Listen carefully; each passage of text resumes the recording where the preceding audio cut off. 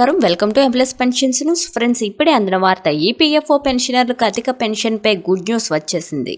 పూర్తి వివరాలైతే వీడియోలో తెలుసుకుందాం. వీడియోని మాత్రం ఇక్కడ స్కిప్ చేయకుండా కంప్లీట్గా చూడండి. వీడియో కనుక మీకు నచ్చినట్లయితే మన ఛానల్ని సబ్స్క్రైబ్ చేసుకోండి.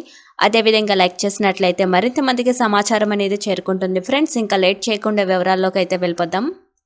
తిరస్కరణకు గురైన ఈపీఎఫ్ఓ అధిక పెన్షన్ దరఖాస్తుల్ని మరోసారి పరిశీలించేందుకు ఈపీఎఫ్ఓ బోర్డు అవకాశం ఇచ్చింది.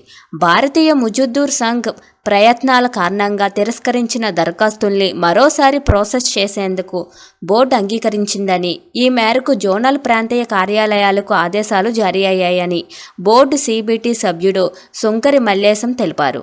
సరైన పత్రాలు లేవని, సకాలంలో ఇవ్వలేదన్న కారణాలతో భారీ సంఖ్యలో అధిక పెన్షన్ దరఖాస్తులను ఈపీఎఫ్ఓ తిరస్కరించింది. తెలంగాణలోనూ ప్రైవేటు ప్రభుత్వ రంగ సంస్థల ఉద్యోగులు పెన్షన్దారులన్నీ తిరస్కరించడంతో తీవ్ర ఆందోళనకు గురయ్యారు.